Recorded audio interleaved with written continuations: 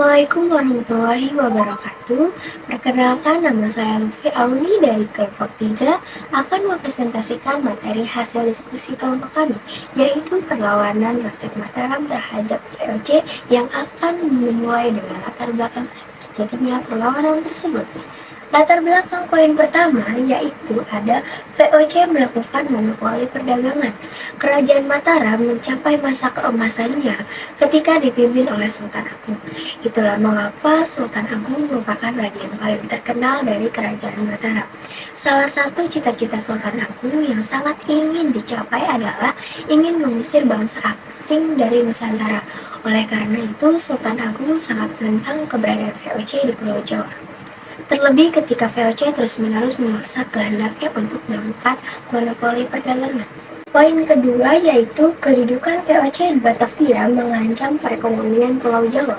Selain melakukan monopoli perdagangan, VOC juga melakukan tindakan-tindakan yang dapat mengancam perekonomian Pulau Jawa. Seperti salah satu contohnya yaitu menghalangi jalannya kapal-kapal dagang Mataram yang akan berdagang ke Malaka. Poin ketiga adalah merencanakan penyerangan ke Batavia yang dilakukan oleh Sultan Agung. Rencana penyerangan tersebut dilakukan dengan beberapa alasan. Alasan yang pertama adalah monopoli perdagangan yang dilakukan VOC. Yang kedua adalah tindakan-tindakan VOC yang terus-menerus mengancam perekonomian Pulau Jawa. Dan yang ketiga adalah penolakan dari VOC untuk mengakui kedaulatan Mataram. Oke teman-teman, jadi selanjutnya akan dijelaskan oleh teman saya. Bentuk perlawanan selanjutnya kita akan melihat bentuk perlawanan dilakukan oleh rakyat Mataram. Rakyat Mataram melakukan dua serangan. Serangan yang pertama dilakukan pada tahun 1628 dan serangan yang kedua dilakukan pada tahun 1629. Proses penyerahan Mataram sejak tahun 1620, Mataram sudah berniat untuk menyerang Batavia dan sudah mengumpulkan 100.000 prajurit. Tetapi penyerangan tersebut harus batal karena ada kepentingan kerajaan yang mendekat. Hingga pada tahun 1626, Sultan Agung kembali mengumpulkan 900.000 pasukan untuk menyerang VOC di Batavia.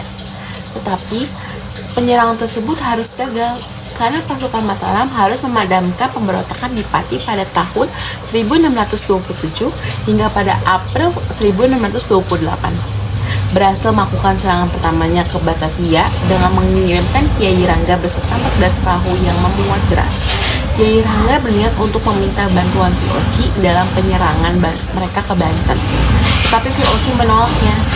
8 Mataram mendaratkan 50 kapal pada tahun 1628. Namun, VOC berhasil mengetahui keberadaan Mataram dan langsung mengirim tentara untuk mengusir pasukan. Pada Oktober tahun 1628, pasukan VOC di Batavia melakukan serangan pada Mataram dengan pasukan sekitar 2.866 prajurit. Dikarenakan VOC lebih memiliki persiapan yang lebih banyak dibanding Mataram, maka gagallah serangan pertama Mataram yang mengakibatkan Pangeran Madura Reza dan Upasanta dihukum mati. Pada tahun 1629, pasukan Mataram kembali melakukan serangan yang kedua ke Batavia, tetapi dalam 2 gelombang. Gelombang yang pertama berangkat pada akhir Mei tahun 1629 dan gelombang yang kedua berangkat pada 20 Juni tahun 1629. Sebelum pasukan Mataram sampai di Batavia, mereka sudah terlebih dahulu mengirim para utusan sebagai mata-mata. Namun, salah seorang dari utusan tersebut malah membocorkan rahasia dan siasat mereka pada VOC. Akibatnya, para utusan itu ditangkap dan diinterogasikan oleh VOC. Pada 8 September tahun 1629, pasukan Mataram berusaha untuk menggali parit. Pada 8 September tahun 1629, pasukan Mataram berusaha untuk menggali parit yang dilindungi oleh kayu dan bambu. Namun, VOC selalu bisa menggagalkan rencananya. Maka kegagalan yang terus-menerus membuat para pasukan Mataram kehilangan semangat. Lagi-lagi mereka gagal karena kekurangan persiapan dan juga kekurangan perbekalan logistik. Di sini saya akan membahas tokoh-tokoh yang berperan penting dalam perlawanan tersebut. Yang pertama adalah Sultan Agung Hanangkrakusumo. Nah, beliau ini adalah salah satu pahlawan yang paling gigih menyerang VOC di Batavia pada saat itu. Meskipun setelah 2 kali penyerangan belum ada keberhasilan, tetapi beliau tetap pantang menyerah dan semangat untuk menyerang VOC di Batavia. Nah, yang kedua adalah Tumenggung Bahurekso. Beliau adalah pemimpin dalam perlawanan rakyat Mataram di Batavia pada Agustus tahun 1628 yang berhasil memimpin serangan dengan baik meskipun pasukan Mataram pada saat itu sedikit kelaparan karena menyangkut perjalanan yang cukup jauh dan persediaan makanan yang mulai menipis pada saat itu. Yang ketiga atau yang terakhir yaitu adalah Dipati Puger dan Purbaya. Pemimpin dalam perlawanan Mataram pada saat itu yaitu 1629 yang dipimpin oleh beliau berhasil menghancurkan benteng Hollandia di Batavia. Dampak dari kekalahan rakyat Mataram melawan VOC adalah ada 4, yaitu 1. Munculnya pemberontakan yang diakibatkan dari kekalahan atas VOC. Yang kedua adalah berkurangnya kepercayaan rakyat Mataram terhadap Sultan Agung. Mereka merasa bahwa Sultan Agung tidak lagi mampu untuk memimpin kerajaan Mataram karena sudah 2 kali dalam kekalahan. Yang ketiga adalah banyaknya daerah Mataram yang melepaskan diri karena mereka sudah tidak lagi memiliki kepercayaan terhadap Sultan Agung, maka mereka melepaskan diri dari daerah Mataram. Yang keempat adalah berkurangnya sumber daya alam kerajaan Mataram karena sudah dirampas oleh VOC. Assalamualaikum warahmatullahi wabarakatuh. Perkenalkan, nama saya Ahmad Mahaputra. Di sini saya akan mempresentasikan tentang akibat perlawanan Mataram terhadap VOC. Ada beberapa akibat dari perlawanan Mataram terhadap VOC. Yang pertama adalah kerajaan Mataram mengalami kemunduran meskipun kerajaan Mataram terus-menerus mengalami kegagalan dalam melawan VOC.